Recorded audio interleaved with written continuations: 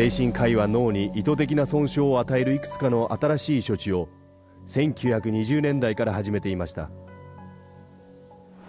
Manfred Sockel had this notion that he could kill just the bad brain cells, that somehow we have good brain cells, we have bad brain cells. So if you give people enough insulin, you kill those bad brain cells, and if the person survived this epilepsy, they would be better off for it. ひどい痙攣発作と 5% にも上るインシュリンショックによる死亡率にもかかわらず、サケルは子供のようになった患者を指して治療は成功したと述べました。病院にはインシュリン病棟が建てられ、昏睡療法は巨大なビジネスになりました。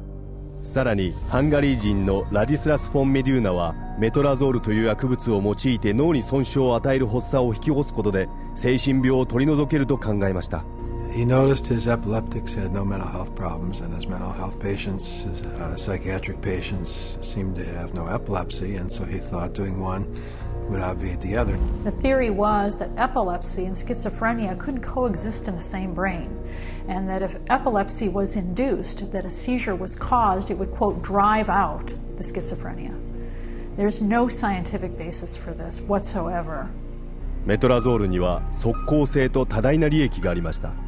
一人の精神科医が午前中だけで50人の患者にショックを与え、扱いやすい状態にすることができました。1939年までにメトラゾールは精神科医の間で流行し、アメリカの病院の 70% で使用され、世界中のほぼ全ての国で使われました。インシュリンとメトラゾールの経済的な成功により、脳に損傷を与える痙攣発作を引き起こすより効果的な手法の開発に火がつきました。How is electric shock therapy done? We use these electrodes. We place them on the patient's head like this, and then by means of this machine, we pass a controlled electric current through the brain, just for a fraction of a second. The patient doesn't feel it. この奇跡の治療の背後にある物語はローマの屠殺場に始まります。In Italy, in 1938, two Italian psychiatrists decided to observe that before slaughtering pigs, in order to make the pigs more docile, they would apply electrodes to their temples that were hooked up to wall current, and that this stunned the pigs, but it didn't kill them, and they could then slaughter them. Well, this gave them the encouragement to try inducing convulsions with electricity.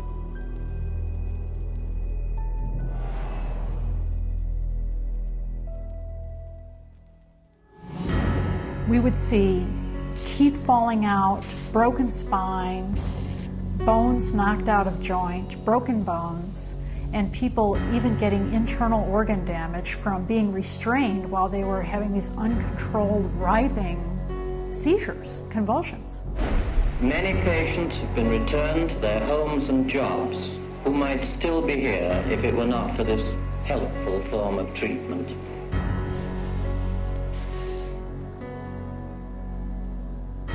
脳の損傷を治療としてうまく売り込んだ精神科医は、脳を標的にしたより正確な手法を模索するようになりました。きっかけは1848年にバーモント州で起きた事件でした。爆発が起こり、鉄道労働者フィニアス・ゲイジの頭を鉄の棒が貫きました。ゲイジは死を免れましたが、彼の性格は激変しました。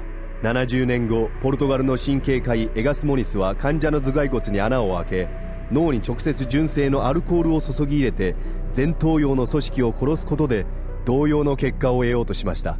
モニスはこの新しい手法をロボトミーと呼びました。ウォルター・J. フリーマン博士は最も悪名高いロボトミー実践者です。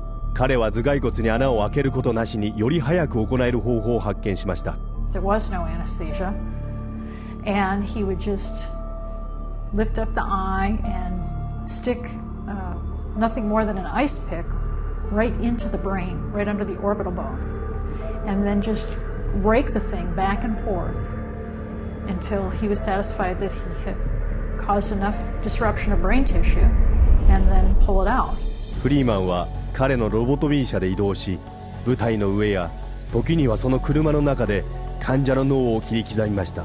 And he would pull up and offer lobotomies to people, get referrals from the local doctors, or sometimes people didn't even go through doctors. They'd go right to the lobotomobile, and he would just do the brain-damaging procedure right there. 彼の手術の免許は手術台で最後の患者を死亡させた後剥奪されました。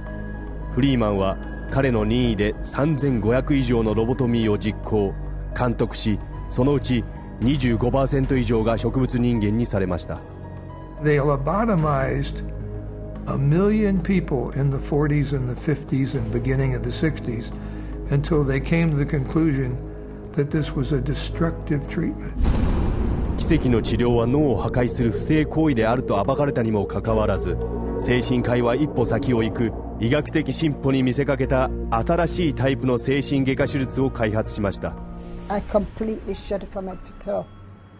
And that's what I heard in my head when he drilled something in my brain. Northwest, actually, of the centre home. I'm sorry I had to do that. Yeah, why did you have to do that?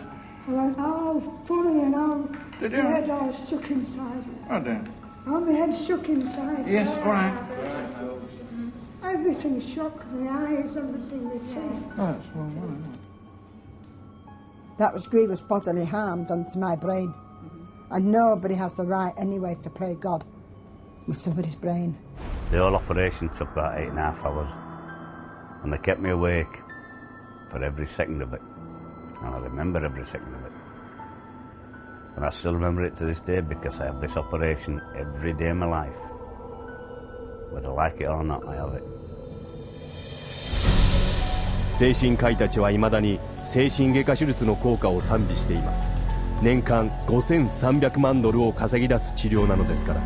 しかしロボトミーの評判が悪くなると、精神科医たちはすぐに電気ショックを話題の中心に戻しました。それは電気痙攣療法と解明され、現在では患者の叫び声を抑え、撃墜による苦悶を見せないようにするために麻酔を施すようになっています。The main misconception that people have about ECT is that it's new and improved. The new and improved refers strictly to these cosmetic improvements because, in fact, they make it easier on the witnesses. The person isn't shaking all over the table. They're paralyzed now. It isn't new. It isn't improved. It is worse. Every 10 years or so, there tends to be, first of all, a denial that it causes any harm. Secondly, an acknowledgement that it might have caused harm, but here's a whole new approach, and now this one is blameless, without any research to back it up. The ECT machine can produce anywhere from 50 to 400 volts.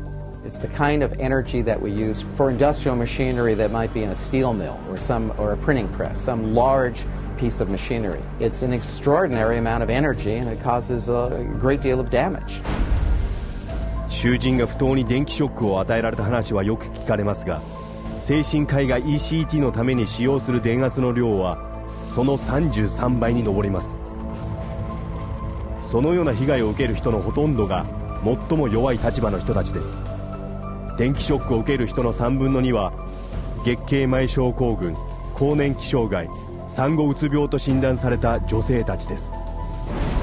電気ショックを受ける患者の半分は高齢者です。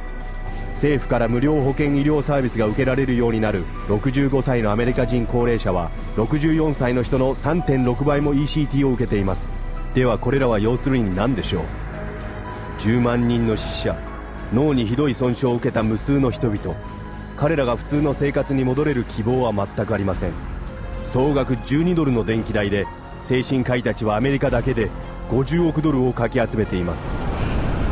しかし次の奇跡の治療において精神科医たちはこれまで以上に金を稼げる武器を加えました。それはより早く、より安上がりにあらゆる男女や子供を一生患者に変えられるのです。